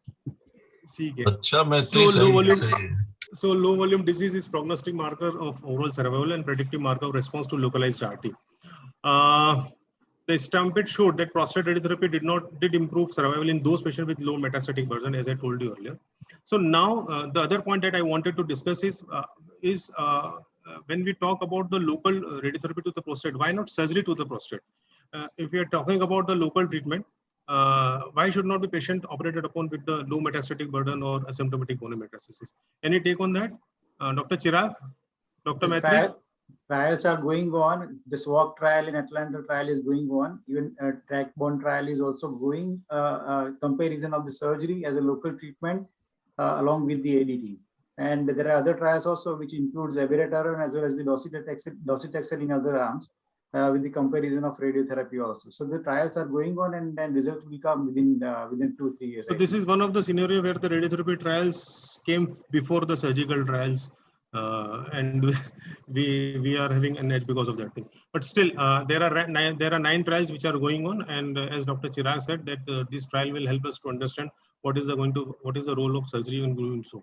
But the theory remains that radiotherapy elicits the wide range of effects, which primarily includes anti-tumor immunity, and because of which the results are better. Theoretically, surgery accelerates tumor cell dissemination, which increases the circulating tumor cells by enhancing the immune evasion, and it causes entrapment at metastatic sites and increases migration capabilities. And because of this thing, they say that surgery does not give the kind of result that radiotherapy otherwise gives when we treat the patient of this presentation with radiotherapy to the prostate area. Also, the radiotherapy is cost effective. Few words about pelvic node radiotherapy, dosages and target volume, and brachytherapy. Rahul, can you please summarize what is the role of pelvic node radiotherapy, or what are the doses that we should give, and what is the role of brachytherapy if radiotherapy as a treatment modality is concerned in this setting? But are we talking in oligomet, or you're talking in general for prostate? Oligomets. So oligomet, I don't think we will be today. The brachytherapy is being recommended, or pelvic node radiotherapy is also not recommended. Yes. For the prostate local RT, we generally go by the standard treatment, whatever is equivalent. So in our TMS, we generally give it short course hypofractionated, that is 35 in 5 fractions, SBRT Weekly? kind of. No. So we do it alternate day. But I think as per the Stampede, you can go with the same weekly schedule also, or similar 50 gray equivalent also. Any role of pelvic node radiotherapy? I don't think it is right now established to do pelvic radiotherapy for oligometastatic condition. So just to summarize, the Stampede suggests 36 in 6 gray, which is weekly fractionation as Rahul was telling, or 55 gray and 20 fractions. HORAD was initially started with 70 and 35 fractions, but the optional doses were 57.76 and 19 fractions, 3 times per week for 6 weeks. These are biologically equivalent in terms of biological equivalence. These are lesser doses, but then this volume, according to the recommendations, the higher dosages, if we give to the oligometastatic patient, can lead to the increase in toxicity. And if we intend to use higher dosages, then we should use in trial setting. And as far as the because it is asymptomatic side, so I'm not going to discuss about the radiotherapy to the secondary side. But if it is a symptomatic, then you can use Edgar as a single dose, and the technique, whatever is available, you can choose according to the clinical decision. So radiotherapy to the prostate should not be performed in men with high volume metastatic disease outside the context of a clinical trial. And these recommendations are based on HORAD and STAMPID trial, which showed an improvement in overall survival from the addition of radiotherapy to primary when combined with the ADTs. Thanks. Thank you, Dr. Manish. Thank you.